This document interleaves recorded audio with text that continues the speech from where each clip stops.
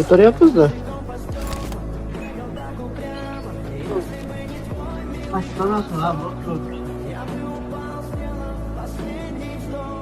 Tamam oldu. Andak var oraya. Oturun içeri. I'm Ben şu zaman. recalling a teammate. Bak oraya.